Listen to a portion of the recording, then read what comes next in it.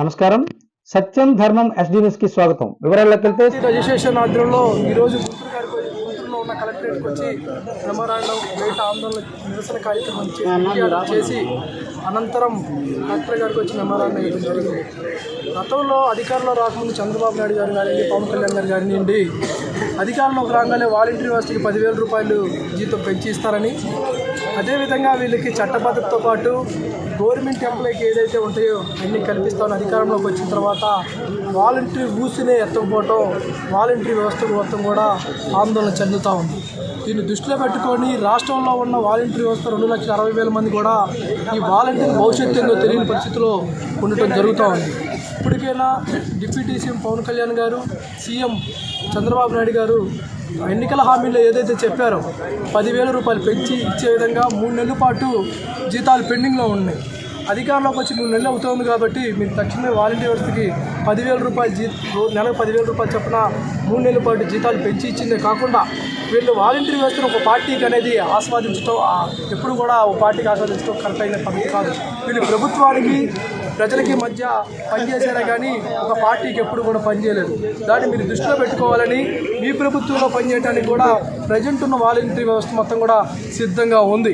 దాన్ని మీరు దృష్టిలో పెట్టుకొని మీరు తక్షణమే వాలంటీర్ వ్యవస్థను మొత్తాన్ని కూడా యథావిధిగా కొనసాగించాలని, 3 నెలలు బకాయిలో ఉన్న జీతాలు మొత్తం చెల్లించాలని, కొన్ని సచివాలయాల్లో అటెండెన్స్ తీసుకోవడం కూడా జరుగుతూ ఉంది, కొన్ని వాటిలో తీసుకోవట్లేదు. దాన్ని దృష్టిలో పెట్టుకొని అన్ని చోట్ల తమ్ములేపించి వాలంటీర్ వ్యవస్థను యథావిధిగా కొనసాగించాలని, ప్రజలు కరోనా మూమెంట్లో ఇళ్లల్లో వాళ్ళు కూడా భయపడతా ఉంటే, వాళ్ళ ఇళ్లలో వాళ్ళు కూడా దగ్గరికి వెళ్తారని భయపడతా ఉంటే, ఈ వాలంటీర్ వ్యవస్థ వాళ్ళు ఫుడ్ పెడతాం దగ్గర నుంచి మెడిసిన్ సీట్ దగ్గర నుంచి వాళ్ళ ఇళ్లలో వాళ్ళు వెళ్ళకపోయినా సరే వాలంటీర్ వ్యవస్థ వాళ్ళ ఇళ్లలో ప్రజలకు మళ్ళీ కరోనా పేషెంట్లు చూడటం జరిగింది. దాన్ని మీరు దృష్టిలో పెట్టుకోవాలని, ఏదన్నా సడన్గా ఏదైనా ప్రమాదాలు జరిగినా అక్కడ వాలంటీర్ వ్యవస్థ చేసిన పనికి తీరు కానీ దాన్ని కూడా దృష్టిలో పెట్టుకొని దయచేసి వాలంటీర్ వ్యవస్థకి ఒక రాజకీయ పార్టీని కొలవద్దని ప్రజెంట్ ఉన్న ఎమ్మెల్యేలకు కానీ ఎంపీలకు కానీ విజ్ఞప్తి చేస్తా ఉన్నాం. నా పేరు జంగాల చైతన్య, వాలంటీర్ అసోసియేషన్ రాష్ట్ర కార్యదర్శి. రాంబాబు వాలంటీర్ అసోసియేషన్ జిల్లా అధ్యక్షును, అల్లూరు సీతారామరాజు జిల్లా కమిటీ.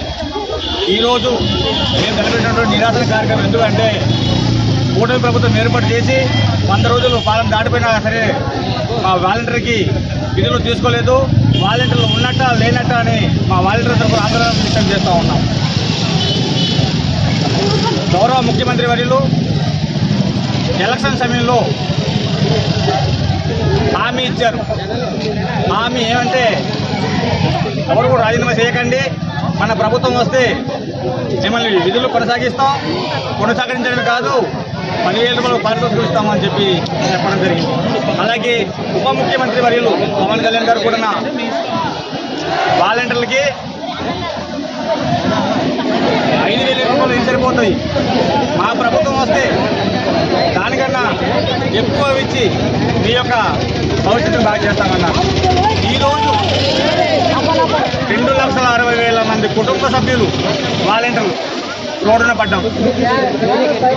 ఈ రోడ్డున పడినటువంటి 2,60,000 మంది వాలంటీర్లని కూటమి ప్రభుత్వం వెంటనే విధుల్లో తీసుకొని వాలంటీర్ల కుటుంబాన్ని ఆదుకోవాలని చెప్పేసి డిమాండ్ చేస్తూ ఉన్నాం. డిమాండ్ చేయలేని పక్షంలో, మా డిమాండ్లు నెరవేర్చకపోయిన పక్షంలో మేము ఆమరణ నిరాహార చేస్తామని, లేదా నిరాహార చేస్తామని, ఇంకా భయంకరమైనటువంటి ఆందోళనలు కూడా వెనకాడమని చెప్పేసి మేము కూటమి ప్రభుత్వానికి హెచ్చరిక జారీ చేస్తూ ఉన్నాం. ఈరోజు సుమారు 2,000 మంది వాలంటీర్లు ఈ ర్యాలీలో పాల్గొనడం జరిగింది. స్వచ్ఛందంగా ఒక చిన్న పిలుపు, వాలంటీర్ల యొక్క ఆవేదన నిరాశను తెలియజేద్దాం అని చెప్పిన వెంటనే వాలంటీర్లు స్వచ్ఛందంగా 2,000 మంది వాలంటీర్లు ఈ ర్యాలీలో పాల్గొనడం జరిగింది. అయ్యా ముఖ్యమంత్రి గారు, మా యొక్క ఆవేదనని అర్థం చేసుకోండి, మా యొక్క భవిష్యత్తును ఆలోచన చేసి వెంటనే విధులు తీసుకోవాలని చెప్పేసి మనవి చేస్తూ ఉన్నాం. లేని పక్షంలో ఎంతటి ఆందోళన మేము సిద్ధమని చెప్పేసి హెచ్చరిక జారీ చేస్తూ ఉన్నాం.